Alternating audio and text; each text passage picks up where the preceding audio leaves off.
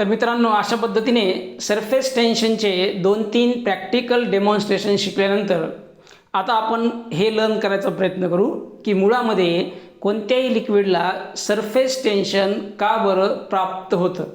So व्हाय any liquid और particularly the free surface of liquid gains the surface tension. Now we'll try to understand the main reason behind the surface tension subsequently. That's why I will like to appeal you. Now be careful and try to note down the new terms that will be defined into this lecture. तर आता आपण काही नव्या terms define करू, त्या तुम्ही निश्चितपणे काय करा, नोट करा. So we are going to turn towards the molecular forces which exist between the molecules of any substance. तर आपण सर्वजण जाणतो की आपल्या अवतीभोवती असलेले सर्व पदार्थ हे मॉलिक्युल्सपासून बनलेले असतात. तर या मॉलिक्युल्समध्ये नेहमी करता एक फोर्स ॲक्ट होतो आणि हा असतो force of attraction, due to which each molecule attracts the other molecule. परिणामी कोणताही मॉलिक्यूल त्याच्या अवतीभोवती असलेल्या इतर मॉलिक्युल्सना नेहमी करता काय करतो, अट्रॅक्ट करतो. So the force that exist between the any two molecules is called as molecular force, और the force of attraction that exists between any two molecules is called as molecular force. So this molecular force is of two types, out of which one is called as cohesive force and second is called as adhesive force. So what is cohesive force? The molecular force of attraction between molecules of same substance is called as cohesive force. Now be careful and try to learn this definition. तो cohesive force म्हणजे कोणता force, तर एकाच पदार्थाच्या दोन मॉलिक्युल्समध्ये असलेला force of attraction म्हणजे काय, cohesive force. So the force of attraction between the molecules of same substance. So this cohesive force is force of attraction between molecules of same substance, between molecules of same substance. So the force of attraction between molecules of same substance is called as cohesive force. Now similarly, what is adhesive force? So the force of attraction between molecules of different substances is called as adhesive force. तर दोन भिन्न पदार्थांच्या मॉलिक्युल्समध्ये exist होणारा जो force of attraction आहे त्याला आपण म्हणतो adhesive force. So what is adhesive force? Adhesive force is the force of attraction between molecules of different substances, is called as adhesive force. याला आपण काय म्हणतो, adhesive force म्हणतो. सो कोणताही पदार्थ मॉलिक्युल्सपासून बनलेला असतो आणि मॉलिक्युल्समध्ये नेहमी करता फोर्स ऑफ अट्रॅक्शन ॲक्ट होतो. So let the substance be solid, liquid और gases, there will always exist a force of attraction between the molecules of these substances. प्रत्येक पदार्थामध्ये भलेही तो पदार्थ सॉलिड असो, लिक्विड असो किंवा गॅसियस स्टेटमध्ये असो, त्याच्या मॉलिक्युल्समध्ये काय होईल, फोर्स ऑफ अट्रॅक्शन ॲक्ट होईल. फक्त याचा मॅग्निट्यूड मात्र प्रत्येकामध्ये वेगळा असेल. सॉलिड्समध्ये मॉलिक्युलर फोर्स ऑफ अट्रॅक्शनचा मॅग्निट्यूड हा लिक्विड आणि गॅसेसपेक्षा कम्पॅरेटिव्हली खूप जास्त असतो. परिणामी सॉलिड पदार्थामध्ये मॉलिक्युल्स एकमेकांना एकदम घट्ट धरून ठेवतात. So those are tightly packed and that's why we get to see the definite shape to the solids. परिणामी आपल्याला असं दिसतं की सॉलिडना नेहमी करता काहीतरी डेफिनाईट शेप गेन होतो. याच्या अगेन्स्टमध्ये लिक्विडमध्ये मॉलिक्युलर फोर्सेस ऑफ अट्रॅक्शनचा मॅग्निट्यूड हा सॉलिडच्या तुलनेमध्ये कमी आणि गॅसेसच्या तुलनेमध्ये जास्त असतो. So the magnitude of molecular forces of attraction into liquids is moderate. That's why liquids are not tightly packed, the molecules of liquids are not tightly packed as that of the solid, or those are not loose as that of the gases. परिणामी लिक्विडमध्ये आपल्याला molecules solid प्रमाणे एकदम घट्ट एकमेकांशी चिटकलेले pack झालेले दिसत नाहीत, किंवा ते गॅसेस प्रमाणे एकमेकांपासून बऱ्याच दूर अंतरावर सुद्धा सापडत नाहीत. गॅसेसमध्ये मॉलिक्युलर फोर्सेस ऑफ अट्रॅक्शनचा मॅग्निट्यूड हा सगळ्यात कमी असतो. That's why the molecules of the gases are quietly spaced at larger distances as compared to solids and liquids. परिणामी गॅसेसमध्ये मॉलिक्युल्स हे सॉलिड्स आणि लिक्विडच्या तुलनेमध्ये एकमेकांपासून बऱ्याच दूर अंतरावर असतात.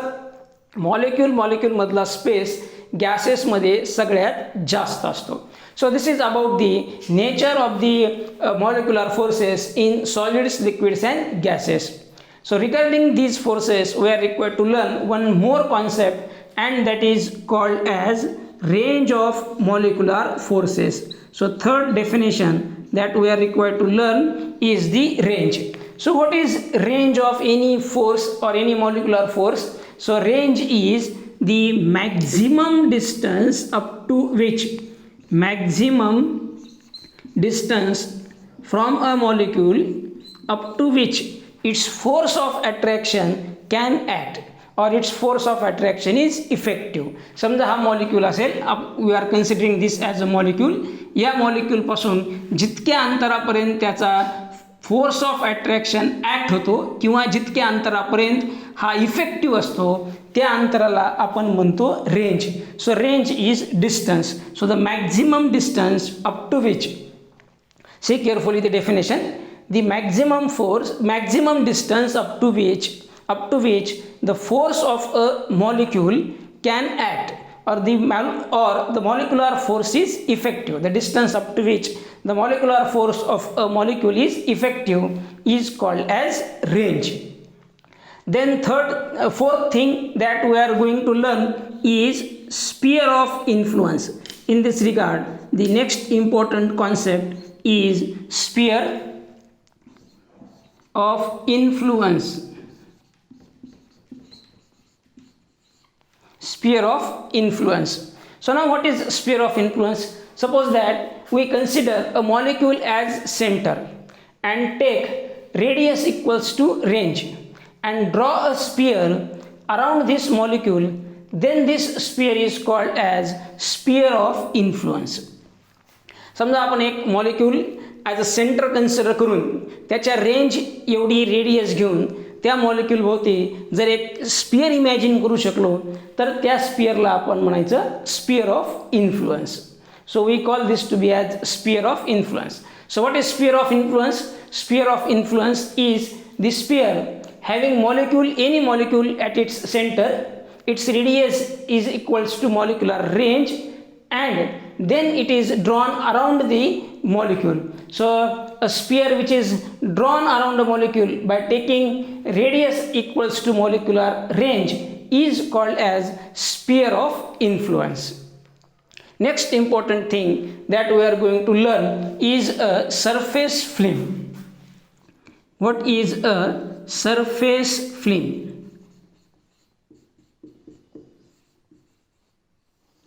Surface film. So now let us consider that there is a liquid into a container. एखाद्या कंटेनरमध्ये असं गृहीत धरा की लिक्विड आहे आणि या लिक्विडचा हा फ्री सरफेस आहे. So this is a free surface. The surface which is in immediate contact of air or which is free from any kind of shear forces is called as free surface. So here it is liquid and here there is air.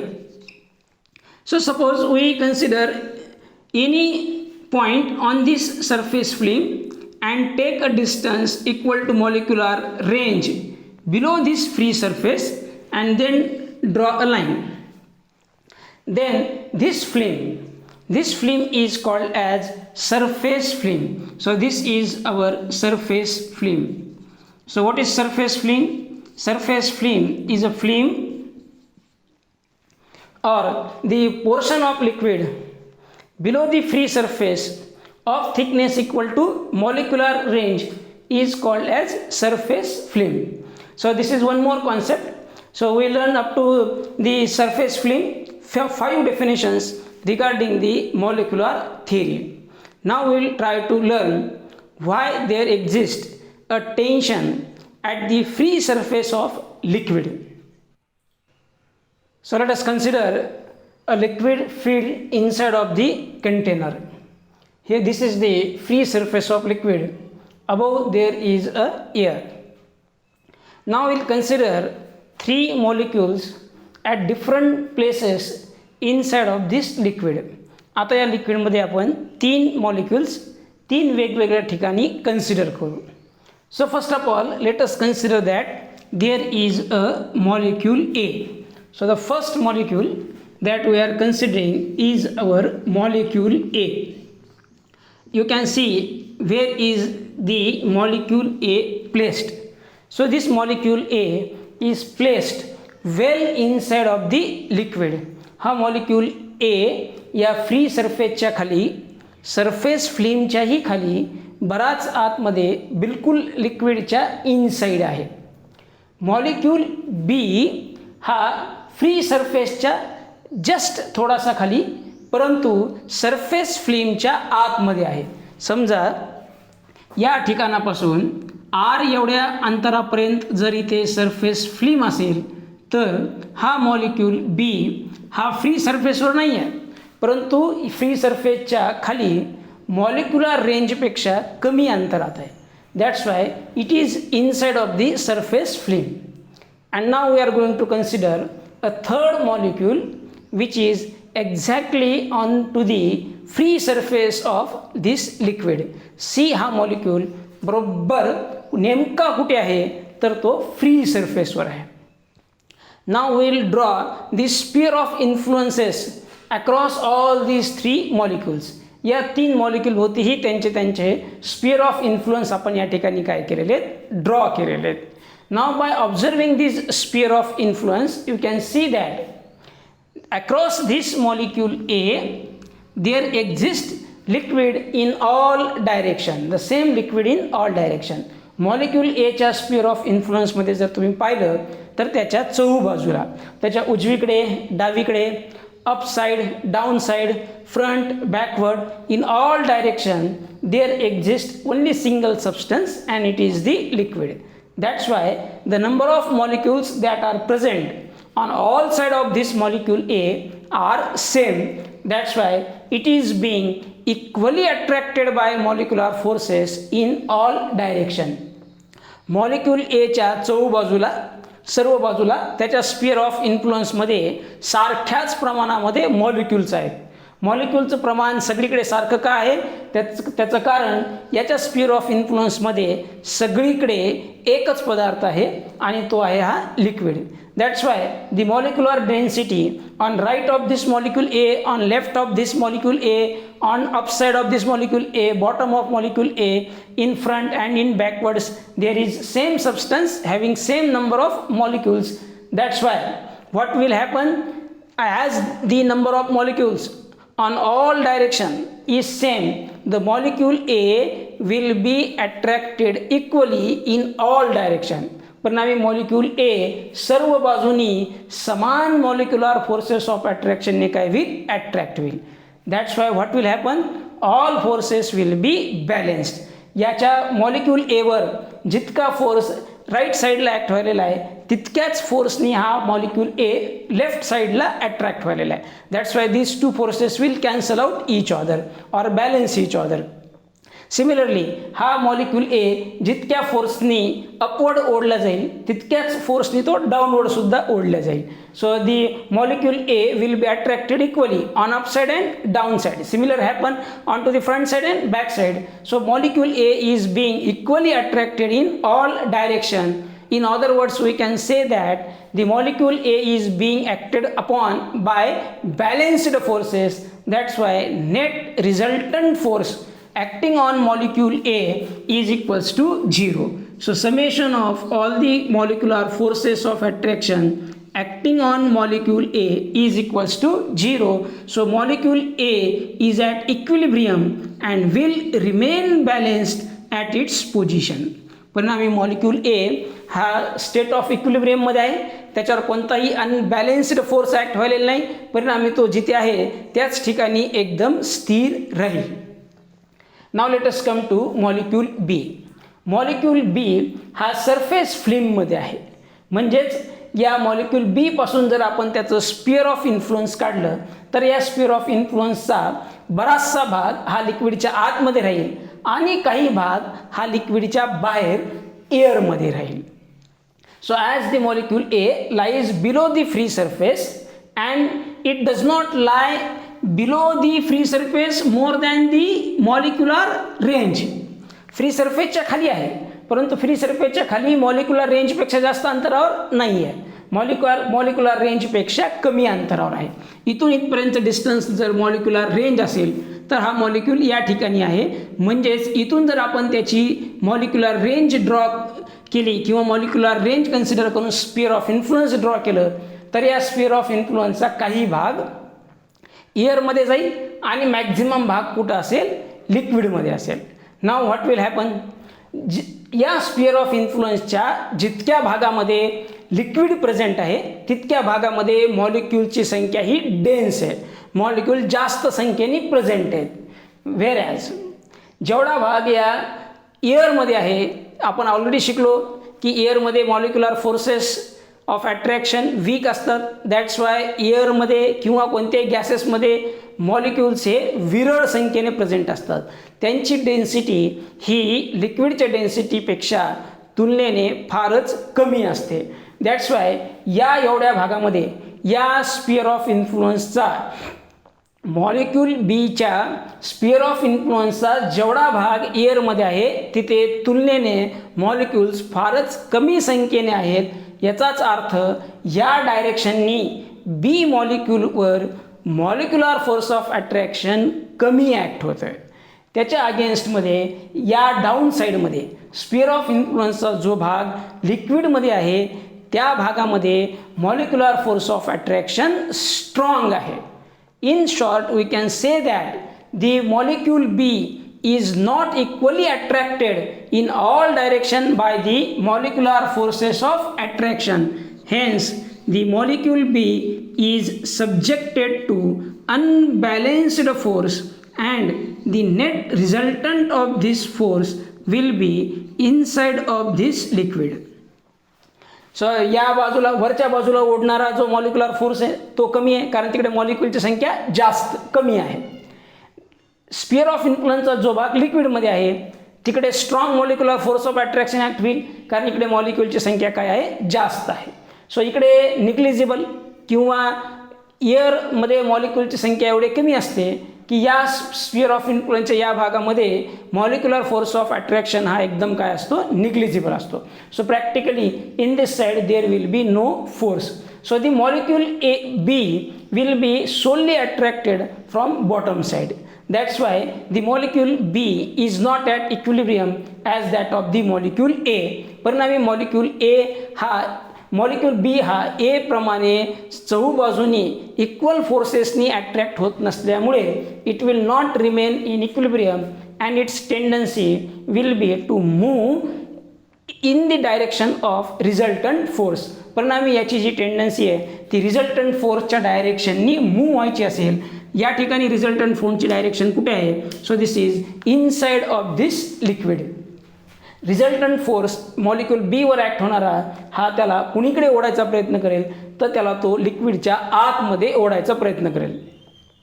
Now let us come to the third molecule and this third molecule is our molecule c. Where it is placed, तो नेमका कुठे place केलेला आहे, so it is placed exactly on the free surface of liquid. आता molecule c कुठं आहे तर बरोबर तंतोतंत या लिक्विडच्या फ्री सरफेसवर आहे. So consider molecule c as center and draw its sphere of influence. त्याचं स्पिअर ऑफ इन्फ्लुअन्स आपण या ठिकाणी ड्रॉ केलं तर काय होईल, या स्पिअर ऑफ इन्फ्लुअन्सचा पूर्ण अर्धा भाग, half part of this sphere of influence will be in air and half part will be in liquid. That's why in half side of this sphere of influence of molecule C there are molecules in abundant number. या sphere of इन्फ्लुएन्सचा जेवढा भाग लिक्विडमध्ये आहे तितक्या भागामध्ये molecules हे खूप मोठ्या संख्येने प्रेझेंट आहेत. याच्या अगेन्स्टमध्ये जो भाग एअरमध्ये आहे तिथे मॉलिक्युलची संख्या नगण्य आहे, निग्लिजिबल आहे. That's Y the molecular force of attraction in the direction of air will be negligible as compared to the molecular force of attraction which is acting inside of this liquid.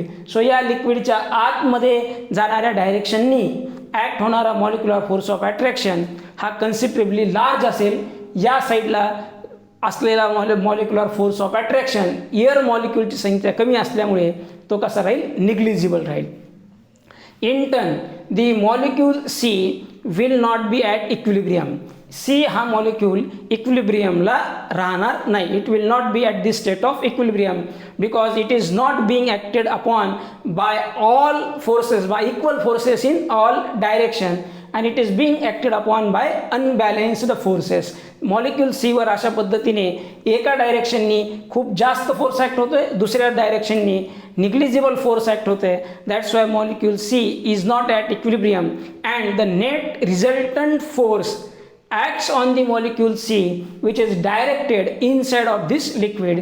Molecule C वर परिणामी आपल्याला एक resultant force act व्हायला दिसेल आणि या फोर्सची direction कुठे असेल, या फोर्सची direction he inside of liquid असेल.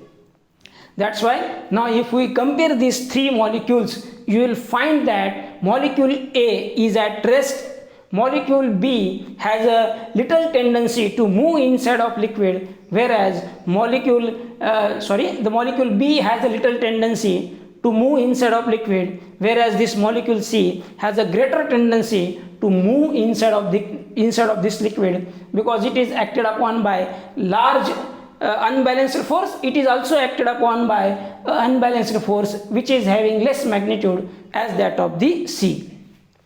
मॉलिक्यूल A आपली जागा सोडणार नाही. मॉलिक्यूल B ची टेंडन्सी ही लिक्विडमध्ये जाण्याची राहील. मॉलिक्यूल B आणि C दोघांची टेंडन्सी ही लिक्विडमध्ये जाण्याची राहील.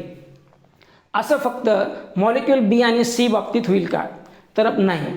या फ्री सरफेसला जितकेही मॉलिक्यूल्स प्रेझेंट असतील त्या सर्वांच्या बाबतीत असं घडेल की या फ्री सरफेस बनण्यासाठी जितकेही मॉलिक्यूल या ठिकाणी उपलब्ध झालेले आहेत त्या सर्वांचं sphere of influence half will be in liquid and half will be in air.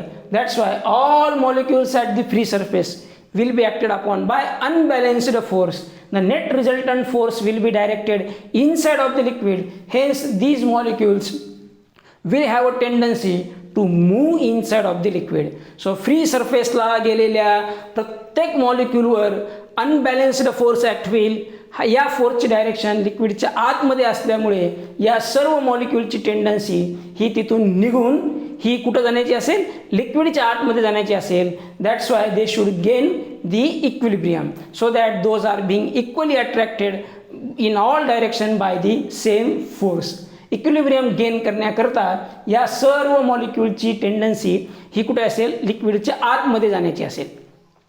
पण अशा पद्धतीने अनबॅलन्स्ड फोर्सेस ॲक्ट झाल्यामुळे फ्री सरफेसवरील प्रत्येकच मॉलिक्यूल लिक्विडच्या आतमध्ये ओढला जायला लागला तर या लिक्विडला फ्री सरफेस गेनच होणार नाही.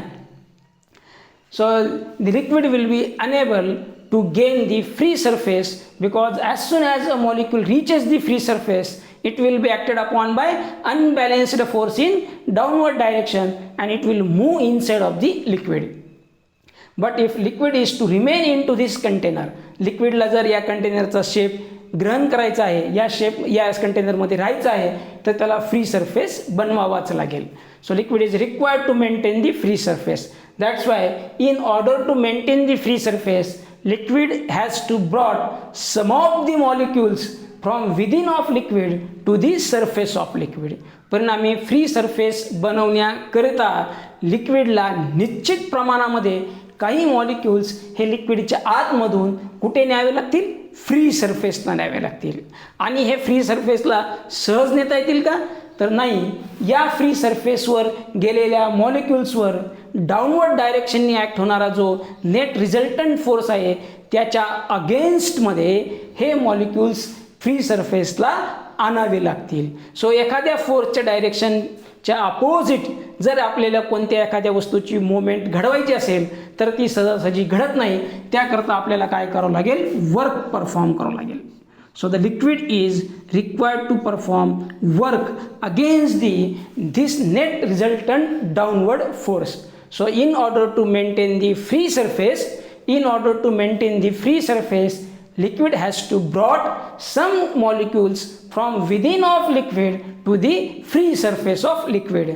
In this process, liquid is required to do useful work against the net resultant downward force. But the tendency of liquid is to do minimum work. तर या ठिकाणी मॉलिक्युल्स आणण्याकरता लिक्विडला डाऊनवर्ड फोर्सच्या अगेन्स्टमध्ये वर्क परफॉर्म करावं लागेल. Simple गोष्ट आहे, जितके जास्त मॉलिक्युल्स तिथे लिक्विड घेऊन जाईल तितकं त्याला जास्त वर्क परफॉर्म करावं लागेल. And as all of us liquid also has a tendency to do minimum work. तुमच्याप्रमाणे माझ्याप्रमाणे लिक्विडला सुद्धा कमीत कमी काम करण्याची टेंडन्सी आहे. That's why liquid will not place number of molecules in a large quantity at its free surface. परिणामी लिक्विड अबंडंट संख्येने मॉलिक्युल्स त्याच्या विधींमधून त्याच्या आतमधून फ्री सरफेसवर प्लेस करणार नाही. So the tendency of liquid is to do minimum work. Why? You have to keep in mind that when these liquid molecules will be placed at the free surface by doing some work against the net downward force, this work will be stored as potential energy into these molecules. अशा पद्धतीने downward act होणाऱ्या फोर्सच्या अगेन्स्टमध्ये work करून ज्यावेळी हे molecules free सरफेसला आणले जातील तर या प्रक्रियेमध्ये जे वर्क परफॉर्म करावं लागेल हे वर्क त्या मॉलिक्युल्समध्ये सरफेस एनर्जी म्हणून किंवा पोटेन्शियल एनर्जी म्हणून काय राहील, स्थिर राहील. And the tendency of this free surface is to have minimum potential energy और to lower the potential energy. So in order to do minimum work, कमीत कमी वर्क परफॉर्म करण्यामध्ये किंवा कमीत कमी वर्क परफॉर्म करून या ठिकाणी फ्री सरफेस तयार झाला पाहिजे अशी या लिक्विडची टेंडन्सी असते. Or this is a tendency of any general natural system to have minimum potential energy. So now how this can be achieved? या ठिकाणी कमीत कमी पोटेन्शियल एनर्जीमध्ये कमीत कमी वर्कमध्ये हा जास्तीत जास्त जर फ्री सरफेस बनवायचा आहे तर त्याच्याकरता काय पर्याय? त्याच्याकरता हे मॉलिक्युल्स एकदम असे लूज एकमेकांना घट्ट चिटकून अबंडंट संख्येने बसलेले चालतील का? नाही. हे कसे असायला पाहिजेत? हे एकदम स्ट्रेच्ड असायला पाहिजेत. They should occupy as possible as large space around them. या ठिकाणी कमीत कमी मॉलिक्युलच्या संख्येमध्ये हा फ्री सरफेस जर आपल्याला बनवायचा आहे तर हे मॉलिक्युल्स एकदम कसे असायला पाहिजेत, कसे प्लेस व्हायला पाहिजेत? ते एकदम स्ट्रेच्ड प्लेस व्हायला पाहिजेत, है ना. So this will remain stretched due to one more reason. These molecules now have large potential energy than the molecules which are within inside of this liquid. या लिक्विडच्या आतमध्ये असलेल्या मॉलिक्यूलच्या तुलनेमध्ये हे जे सरफेसवर पोहोचलेले मॉलिक्यूल्स आहेत त्यांच्याकडे एक्स्ट्रा पोटेन्शियल एनर्जी आहे. आणि जसं आपण आपल्या थेरी लेक्चर्समध्ये नेहमी शिकलो, कोणाकडेही असणारी एक्स्ट्रा एनर्जी ही त्याच्याकडे असलेल्या वेल्थसारखी असते, संपत्तीसारखी असते. ज्याच्याकडे जितके जास्त पैसे असतील आपण नेहमी पाहतो की तो तितका जास्त ताणलेला राहतो. ज्याच्याकडे पैसे नाही तो आपला असा एकदम गरीब झुकलेला असा राहतो. So the molecules have extra energy. So these molecules have extra potential energy. That's why these will remain stretch. परिणामी हे एकमेकांपासून असे एकदम ताणलेले राहतील. So that minimum molecules will form this liquid surface. The liquid will be required to do the minimum work in order to obtain the free surface. This is the reason why the free surface of any liquid remains as if it is a stretched thin film. So या फिल्मची thickness किती राहील? तर या फिल्मची thickness असेल equal to molecular range. In short, we can draw the conclusion into 3 to 4 sentences that the molecules at free surface, number 1, the molecules at free surface of liquid are acted upon by net resultant downward force inside of the liquid. That's why these molecules will not be able to stay at free surface and will have a tendency to move inside of liquid. If this happens, free surface cannot be formed. That's why in order to maintain, so subsequently you can note down the points. In order to maintain the free surface, liquid has to brought some of the molecules from within of liquid to the free surface of liquid.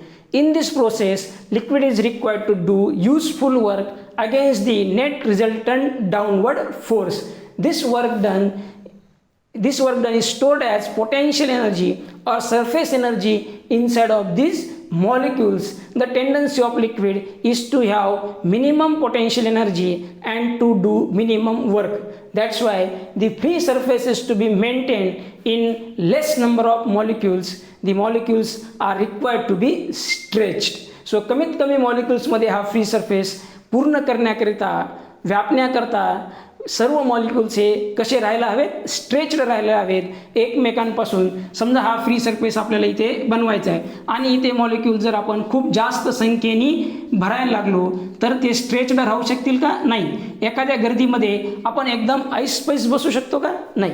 आपल्याला एकदम असं आखडून बसावं लागेल. आणि ते जर कमी संख्या असेल, आपण जसं नेहमी वाहनामध्ये, प्रवासामध्ये, बसमध्ये वगैरे पाहतो, ज्यावेळी कमी संख्या असेल एका सीटवर एक व्यक्ती बसतो आणि बस भरलेली असेल तर एका सीटवर 3-3, 4-4 लोक बसतात. So when there has to be less number then each quantity, each entity or each molecule can remain